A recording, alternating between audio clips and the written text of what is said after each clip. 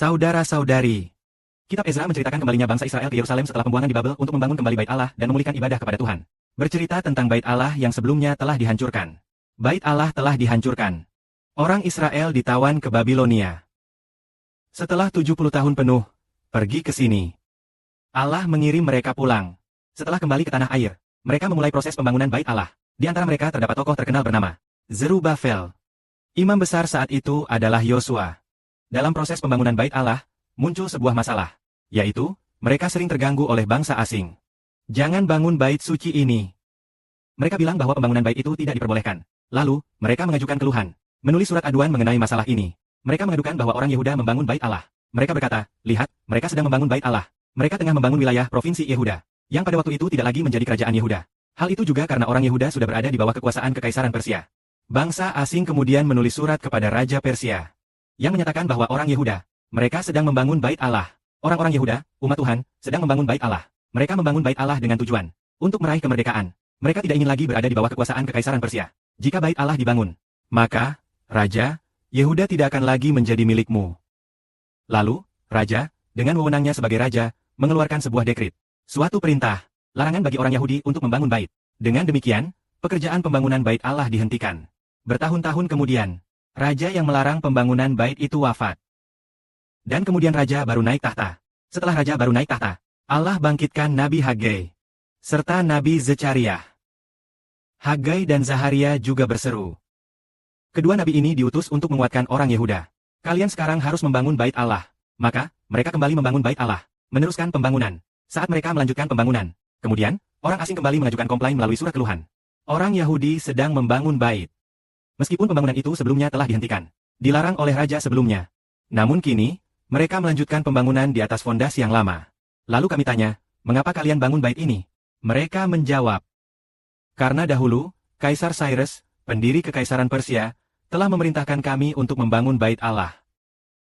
Sehingga, mereka yang mengadukan hal itu berkata, wah, Raja saat ini, hai Raja, periksalah, dan perintahkan para menteri untuk memeriksa apakah dahulu Raja Cyrus telah memerintahkan orang Yehuda untuk membangun bait Allah. Meskipun ada aduan, tetapi raja baru yang naik tahta itu bersikap kepada orang Yehuda dengan penuh simpati.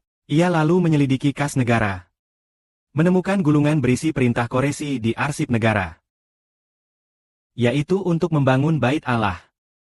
Oleh karena itu, orang Israel, orang Yehuda, tetap melanjutkan pembangunan bait Allah. Tidak disangka bahwa pada waktu itu, yang menyetujui kelanjutan pembangunan bait Allah oleh orang Yehuda, Kaisar bernama Raja Artaxerxes. Raja itu juga bersedia mengalihkan kas negara, emas dari kas negara, dan perak, untuk dipergunakan bersama-sama, untuk membangun bait Allah. Kemudian muncul pernyataan, ada kitab Zaharia. Hagai berkata, ada suatu ayat yang berbunyi, emas itu milikku, perak itu pun milikku.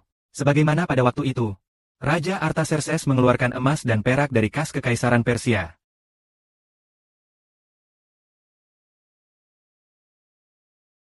Membangun bait suci Tuhan. Saudara-saudari, pahamilah mengenai Kekaisaran Persia. Dia bukan orang Israel. Bagaimana mungkin dia mau mengeluarkan emas dan perak untuk membangun bait suci Allah? Kitab Ezra, orang Yehuda kembali membangun bait suci. Melanjutkan untuk memulihkan hubungan dengan Allah. Terus menyembah Allah. Itu yang dibicarakan. Saudara-saudara membangun bait suci hari ini. Kita adalah bangsa Israel. Bangsa Israel yang rohani. Apakah Allah juga? Seperti saat membangun bait suci di zaman kuno. Masa pembangunan bait suci oleh Zerubabel. Untuk membangun bait suci Allah Israel, Yehovah. Apakah dia juga akan menggerakkan negara hari ini?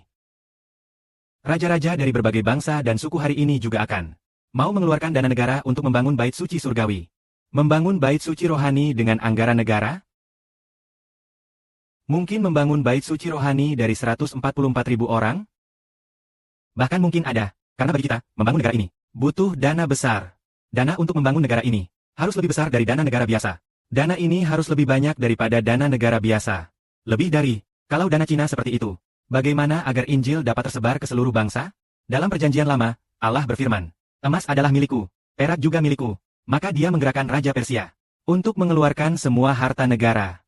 Dan bahkan harta pribadi sang raja juga dikeluarkan. Menteri-menteri dekat raja. Mereka menyumbang emas dan perak untuk membangun bait Allah. Ezra mencatat demikian. Seolah berkata, Saudara-saudara membangun bait Allah. Kelihatannya di masa depan tidak lama lagi. Allah pasti juga akan menggerakkan semua negara. Pemerintah negara keluarkan emas dan perak untuk bantu saudara Sibir bangun negara besar. Membangun Israel yang rohani. Berapa banyak yang dikuasai oleh Israel secara rohani? Menguasai sepertiga manusia di dunia. Menguasai sepertiga manusia di dunia. Pernahkah ada negara yang menguasai sepertiga manusia? Apakah karena alasan ini negara akan mengeluarkan emas dan perak, lalu bangun bait suci Allah? Pasti akan begitu, semua berasal dari Bapa. Bapa akan mewujudkan semuanya. Maha suci bagi Bapa. Amin.